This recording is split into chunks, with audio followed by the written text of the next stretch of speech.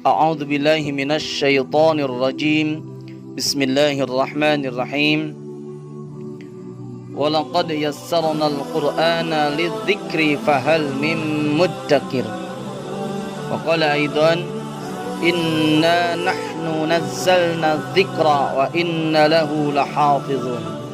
Wa qala Nabi sallallahu alaihi wasallam khairukum man ta'allama al-Qur'an wa 'allamah. Sadaqallahul azim wa sadaqa rasuluhun nabiyul karim wa nahnu ala dhalika minasy syahidin wasyakirin walhamdulillahi rabbil alamin. Sahabat fillah yang dirahmati Allah Subhanahu wa taala, Al-Qur'an kalamullah sebagai pedoman hidup kita wajib kita pelajari. Allah yang Maha Rahman, yang Maha Rahim menurunkan Al-Quran sebagai kebutuhan manusia agar hidup tentram dan bahagia. Akan tetapi pada kenyataannya justru lebih banyak manusia yang ingkar daripada yang beriman dan mentaati Al-Quran. Fenomena ini Allah Subhanahu wa ta'ala gambarkan dalam ayat suci Al-Quran, surah Al-Furqan ayat 30.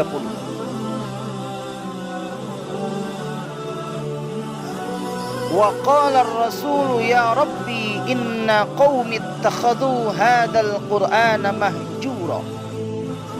Berkata Rasulullah sallallahu alaihi wasallam, ya Rabbku, sesungguhnya kaumku menjadikan Al-Qur'an ini diabaikan.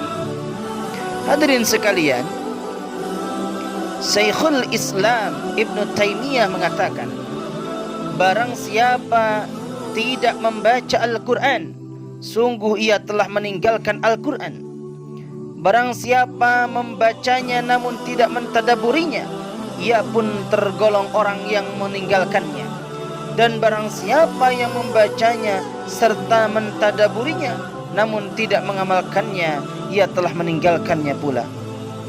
Cukup banyak ayat Al-Quran ataupun hadis Rasulullah sallallahu alaihi wasallam yang mengungkapkan beberapa keutamaan yang sangat memotivasi kita agar senantiasa membaca Al-Quran sesuai dengan kaidah ilmu tajwid, mentadaburinya, mengamalkannya, dan juga menghafalnya. Karena bagian daripada kewajiban kita terhadap ayat suci Al-Quran itu ada 6M. Yang pertama adalah mengimani. Kita harus iman, harus yakin bahwa Al-Quran adalah pedoman hidup kita. Al-Quran adalah kalamullah. Dan sebagian daripada ayat-ayat Al-Quran harus kita hafal.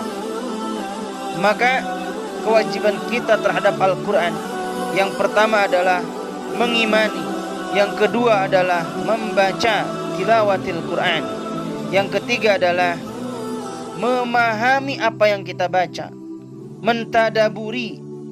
Yang keempat adalah mengamalkan, amalkan apa yang sudah kita baca. Yang kelima adalah menghafalkannya, dan yang keenam adalah mendakwahkannya. Maka 6M itu kewajiban kita terhadap Al-Quran. Hadirin sekalian, di antara keutamaan-keutamaan ketika kita membaca ayat suci Al-Quran, baginda Rasulullah sallallahu alaihi wasallam bersabda, an Abdullah bin Mas'ud qala Rasulullah sallallahu alaihi wasallam, man qara'a harfan min kitabillahi falahu bihi hasanat wal hasanatu bi asyri amsalha la aqulu alif lam mim harfun walakin alifun harfun wa lamun harfun wa mimun harfun. Rawahu At-Tirmidzi. Dari Abdullah bin Mas'ud radhiyallahu anhu, ia berkata, Rasulullah sallallahu alaihi wasallam bersabda, barang siapa membaca satu huruf dari kitab Allah, yaitu Al-Quran, maka ia akan memperoleh pahala satu amal kebajikan. Dan pahala satu amal kebajikan dilipat gandakan sampai 10 kali lipat. Saya tidak mengatakan bahwa Alif lam mim itu satu huruf, tetapi alif satu huruf, lam satu huruf, dan mim juga satu huruf. Artinya ketika kita membaca alif lam mim itu 3 huruf, berarti kita mendapatkan 30 kebaikan. Maka makin sering kita membaca ayat suci Al-Quran, maka makin banyak pahalanya. Ketika kita melakukan satu kebaikan, maka sunnah diawali dengan kalimat Bismillahirrahmanirrahim.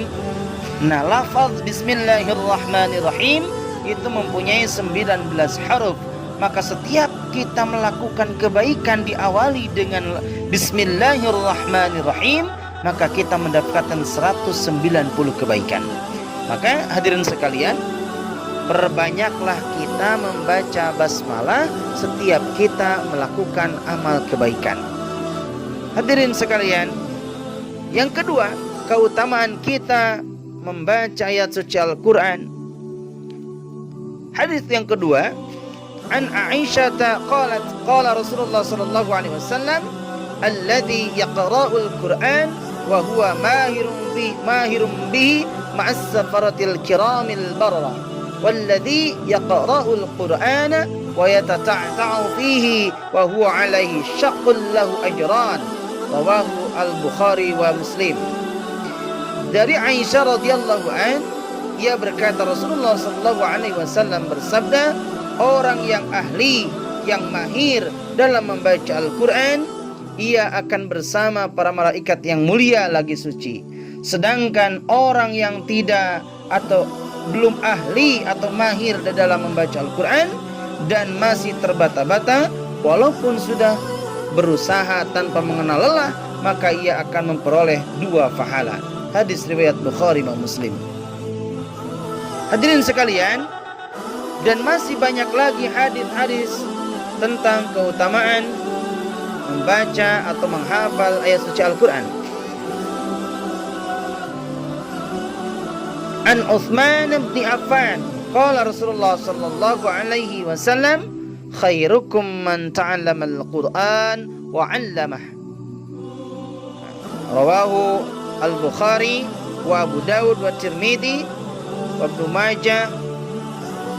Dari Utsman bin Affan radhiyallahu an, ia berkata Rasulullah sallallahu alaihi wasallam bersabda, orang yang paling baik di antara kalian adalah orang yang mempelajari Al-Quran dan mengajarkannya.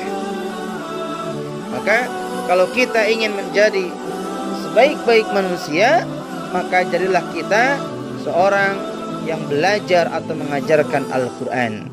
Maka insya Allah kita sekalian akan menjadi keluarga Allah Subhanahu wa taala, menjadi manusia-manusia terbaik pilihan Allah Subhanahu wa taala.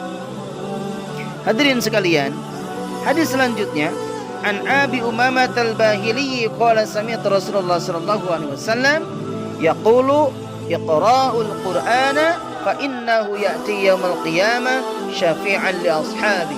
Rawahu Muslim. Dari Abu Dawud, Umamah al-Bahili radhiyallahu an, ia berkata, saya mendengar Rasulullah sallallahu alaihi wasallam bersabda, bacalah Al-Quran karena ia pada hari kiamat nanti akan datang untuk memberikan syafaat kepada sahabatnya, yaitu orang yang akrab terhadap Al-Quran. Maka orang yang rajin membaca ayat suci Al-Quran, apalagi dihafal, maka nanti di yaumul qiyamah Al-Quran akan memberikan syafaat kepada ahlinya, kepada orang yang selalu mencintai Al-Quran. Hadirin sekalian, di dalam belajar ayat suci Al-Quran, metode semuanya bagus. Saya pernah belajar tentang metode Yanbu'a, metode Al-Qasimi, metode Ilhamku, dan metode-metode yang lainnya. Semuanya metode baik. Tetapi ada metode yang dipraktekkan baginda Rasulullah sallallahu alaihi wasallam, metode yang dicontohkan langsung oleh Jibril dan Rasulullah, dan metode asli itulah namanya adalah metode talaqi, Maka talaqi itu dipraktikkan oleh Jibril, malaikat Jibril dan Rasulullah SAW. Jibril membaca, lalu baginda Rasulullah membaca. Begitupun sebaliknya, baginda Rasulullah SAW membaca, Jibril mendengarkannya. Maka yang paling baik adalah ditalaqi. Ketika kita mempunyai murid, maka kita berikan contoh bacaan yang benar, lalu murid kita mengikutinya, dan dites muridnya untuk membaca, lalu kita mendengarkannya. Dan apabila ada kesalahan, maka diperbaiki. Itu adalah metode talaqi. Maka insya Allah dengan metode talaqi ini akan mempermudah di dalam proses belajar Al-Quran. Hadirin sekalian, itu diantara keutamaan-keutamaan belajar Al-Quran. Dan sekali lagi, di dalam belajar Al-Quran yang paling bagus adalah metode talaqi. Bagaimana Allah Subhanahu wa taala sampaikan di dalam surah Al-An'am ayat 6, wa innaka latulaqqal qur'ana min ladun hakimin alim. Sesungguhnya engkau Muhammad telah benar-benar bertalaqi dari zat yang maha bijaksana dan maha mengetahui. Begitupun di ayat yang lain surah Al-Qiyamah ayat 18, fa idza qara'nahu fattabi' qur'anah. Apabila kami telah selesai membacakannya, maka ikutilah bacaannya itu. Dengan demikian, seorang guru Al-Quran seharusnya juga seorang yang pernah melakukan talaqi kepada guru yang lebih senior secara bersambung sampai pada Rasulullah SAW, guru pertama umat Islam. Inilah yang diistilahkan dengan sanad. Nah, baik metode talaqi maupun pemahaman teori ilmu tajwid, keduanya sangat diperlukan untuk menjaga keaslian Al-Quran dan menghindarkannya dari segala cacat lafaz maupun makna. Karena hati-hati kalau kita membaca Al-Quran tidak sesuai kaidah ilmu tajwid sehingga akan merubah kepada makna, itu sangat berbahaya. Dan baca Al-Quran tetapi tidak belajar tentang ilmu-ilmu Al-Quran, tidak belajar tentang ilmu tajwid, maka hati-hati, bukan mendapatkan pahala, malah menjadi dosa. Na'udzubillah, tsumma na'udzubillah.